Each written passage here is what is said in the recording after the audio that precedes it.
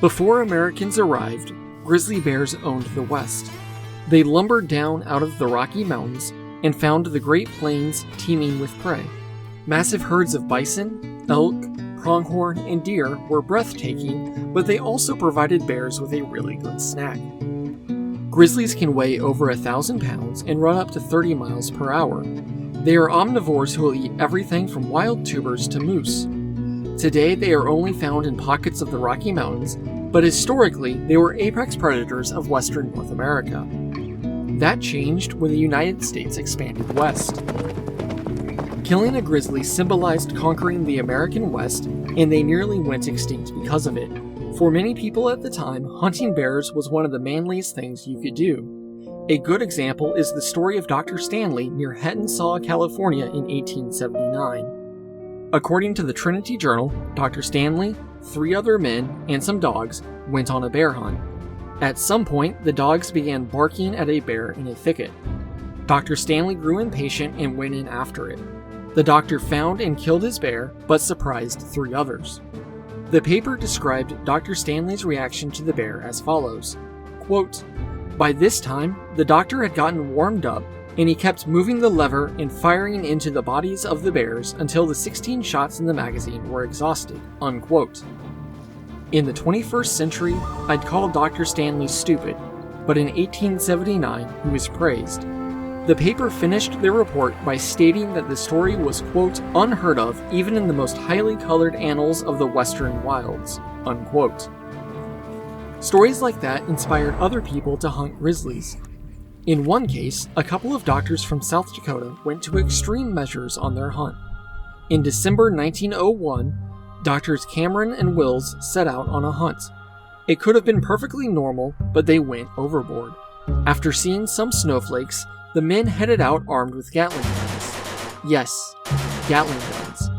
They expected to kill a couple of grizzlies and a few deer. I don't know if they succeeded, but their quest is a perfect example of bravado in the American West. While I am talking about bravado, I cannot leave out President Theodore Roosevelt. On one of his many hunts, Roosevelt was after grizzlies. As the story goes, he agreed to take the first shot and let the guide have the second. When they found a bear, Roosevelt shot and wounded it. The bear turned and charged the men. Roosevelt was very nearsighted, which was a problem when the recoil knocked off his glasses. Instead of letting the guide finish off the bear, Roosevelt reportedly shouted, quote, "Say, Bill, $10. Is it my shot?" at the guide and killed the bear himself. I don't know how accurate this story is, but that doesn't really matter. It still shows the bravado culture at the time. A charging grizzly is an extremely dangerous situation. Roosevelt, at least publicly, staying calm and joking about paying his guide for the killing shot, demonstrated his manliness and fit for the White House. All of these stories added to the mythos of the American West. When someone killed a deer or elk, it was food. When someone killed a grizzly, it was a trophy. It meant that the person was stronger than the most ferocious predator in North America. A dead grizzly was something to brag about. Sport hunting was a factor in the decline of grizzlies, but the story is more complex.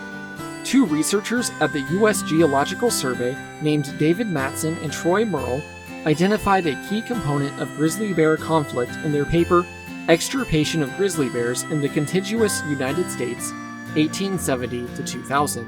Humans and bears wanted to be in the same places near their food sources. According to the scientist, quote, "Extirpation was most likely where grizzly bears had been associated with bison, pinyon pine, and salmon in 1850, and where there were high densities of humans."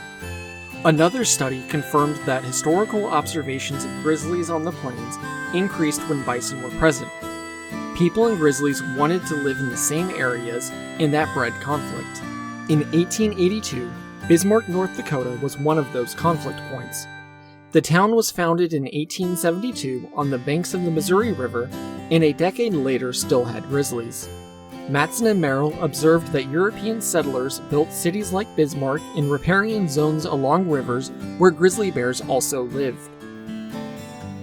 One of those bears was killed after it woke up from hibernation and as the Yankton Press and Dakotan described it, quote, was attempting to run the town, unquote. Grizzlies like that one posed a threat to people trying to start new lives in the West, so of course those bears had to die. By the 1970s, excess hunting, habitat loss, and other developments almost doomed grizzlies. They were listed on the Endangered Species Act of 1973 and 1975.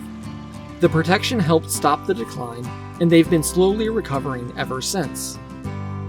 Thank you for watching, and if you enjoyed this video, please subscribe to help grow the channel.